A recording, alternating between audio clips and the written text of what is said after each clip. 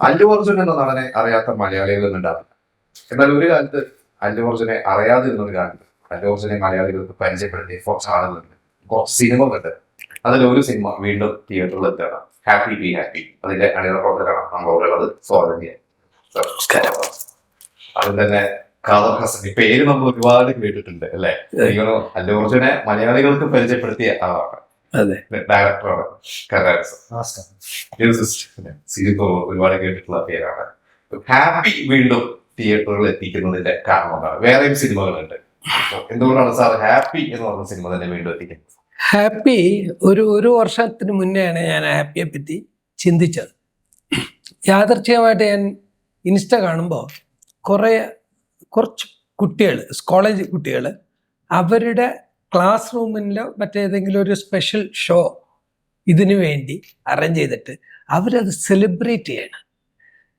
അപ്പോൾ ആ ഒരു അവരുടെ ആ ഹാപ്പി മൂഡ്സ് അത് കാണുമ്പോൾ നമുക്കൊരു ഇൻസ്പിറേഷൻ വരികയാണ്. കേരളത്തിലെ കുട്ടികൾ നിങ്ങൾക്ക് ഒന്നല്ല രണ്ടല്ല, ഞാൻ പല കോളേജുകളുടെ ഫെസ്റ്റിവലില് യുവാക്കളും യുവതികളും കോളേജുകളിലെ സെലിബ്രേറ്റ് ഏതാ ദിവസം എന്നറിയില്ല, last day or something like. അപ്പൊ അതുപോലെയുള്ള ദിവസം അവർ എത്രയ്ക്ക് ഭയങ്കര ആഘോഷമാക്കി സെലിബ്രേറ്റ് ചെയ്യാണ്. അന്ന് മുതൽ എനിക്ക് എന്നവനെ നമുക്ക് ഹാപ്പി റിലീസ് ചെയ്തുകൂടെ. ഞാൻ ആക്ച്വലി പ്ലാൻ ചെയ്തിരുന്നത് കഴിഞ്ഞ ജനുവരിയിലാണ്, ഈ ലാസ്റ്റ് ജനുവരിയിലാണ്. അപ്പോഴാണ് നമുക്ക് ജൂൺ 8 അല്ലു അർജുൻ്റെ ബർത്ത്ഡേക്ക് ചെയ്യാമെന്ന് പ്ലാൻ ചെയ്തത്.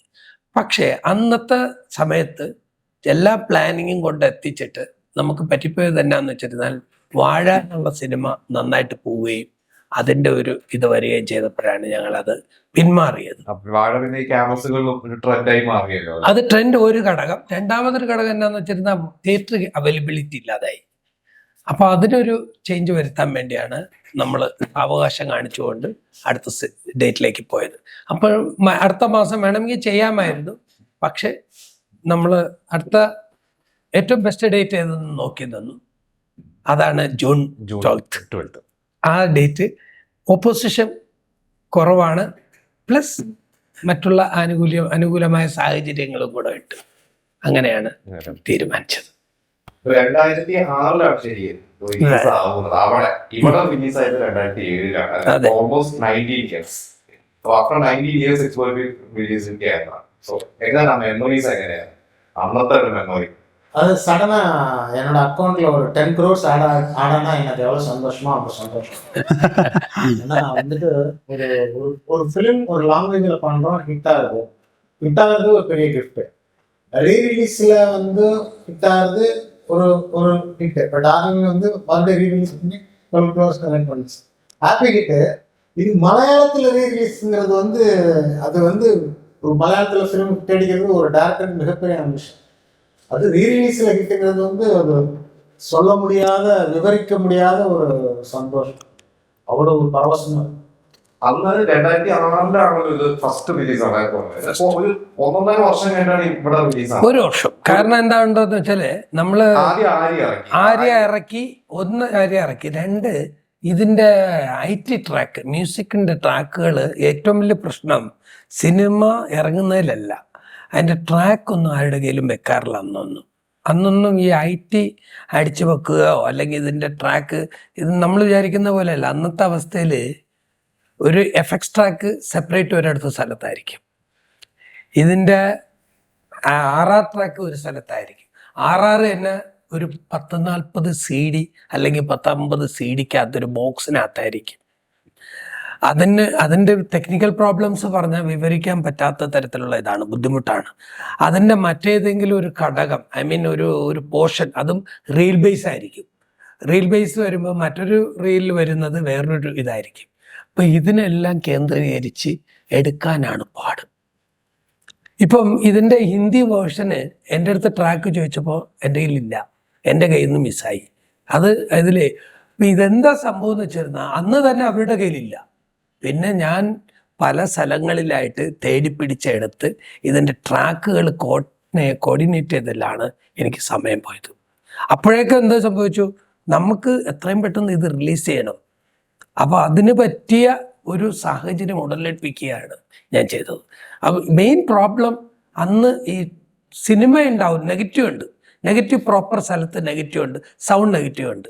സിങ്ക് ചെയ്തെടുത്ത് സൗണ്ട് ട്രാക്ക് എടുത്ത് എഡിറ്റ് ചെയ്തെടുക്കാം, പക്ഷേ ബേസിക് ഡബ് ചെയ്യാനുള്ള മെറ്റീരിയൽ ഇല്ല. അപ്പോൾ അതിന് വേണ്ടിയുള്ള എല്ലാ സിനിമകളും ഇപ്പോഴും അങ്ങനെയല്ല, ഒരൊറ്റ സ്ഥലത്താണ് ട്രാക്ക് ചെയ്യുന്ന. IT എന്ന് പറയുന്ന ഫോർമാറ്റ് വന്നു തുടങ്ങി. അതിനുശേഷമാണ് 2015 ശേഷം 12 ശേഷം ഒക്കെയാണ് IT വന്നു തുടങ്ങിയത്. IT മുന്നേ കുറച്ചുകൂടി എളുപ്പമായി. എളുപ്പമായി. ഒരു മൈനസ് ട്രാക്ക് എന്ന് പറഞ്ഞൊരു ട്രാക്ക് ഉടലെടുത്തു. പണ്ട് അങ്ങനെയല്ല, ഓരോന്നും ഓരോ ട്രാക്കിലാക്കി ആ CD-യിലാക്കിയിട്ട് ആ CD ഒരു ബോക്സിനകത്ത്, ബോക്സ് അല്ലെങ്കിൽ CD-യുടെ ഈ ഇതിലായിട്ടിട്ട് ഓരോന്നുമായിട്ട് സെപ്പറേറ്റ് ആണ് വെച്ചിരിക്കുന്നത്. ഈ ഓരോന്നിനെയും ചേർത്തെടുത്ത് അതിന് റണ്ണിങ് ടൈം അന്ന് യഥാർത്ഥം പറഞ്ഞാൽ അന്നൊക്കെ 2003 ഈ കാലഘട്ടത്തിലൊക്കെ CD-ക്ക് മുന്നേ ഇതായിരുന്നു MIT ആയിരുന്നു. MIT എന്ന് പറയുമ്പോൾ അതിൻ്റെ ട്രാക്ക് ഒരെണ്ണം ഉണ്ടാവത്തുള്ളൂ. അതിനെ കൊണ്ടുപോയി കൺവേർട്ട് ചെയ്ത് എടുക്കുക. உங்களுக்கு தெரியுமில்ல സാർ, അതുമാതിരി അതെല്ലാം ഭയങ്കര വലിയ ജോലിയാണ്. അപ്പോൾ അതൊക്കെ കോർഡിനേറ്റ് ചെയ്ത് എടുക്കുമ്പോഴാണ് ഒരു സിനിമ. അന്നത്തെ സിനിമ എന്ന് പറയുന്നത്, പണ്ടുള്ള സിനിമ എന്ന് പറഞ്ഞാൽ നമ്മൾ ഡബ് ചെയ്ത് കഴിഞ്ഞിട്ടുള്ള മൈനസ് ട്രാക്ക് അല്ല, നെഗറ്റീവ് ട്രാക്കിൽ ചെയ്യുന്ന പോലെ അല്ല. അത് വലിയൊരു കടമ്പയാണ്. അതാണ് കുറച്ചുകൂടി എളുപ്പമായി. ഇന്ന് ടെക്നിക്കലി വളരെ എളുപ്പമാണ്. ബട്ട് പ്രോബ്ലം എന്താണെന്ന് വെച്ചിട്ടാൽ ഇന്നുള്ള സിനിമ എന്ന് പറയുന്നത് വിഷ്വൽ ഇമ്പാക്റ്റിൽ വന്നുകൊണ്ട് ഇന്ന് വേറൊരു ഘട്ടത്തിലേക്ക് എത്തിയിരിക്കുകയാണ്.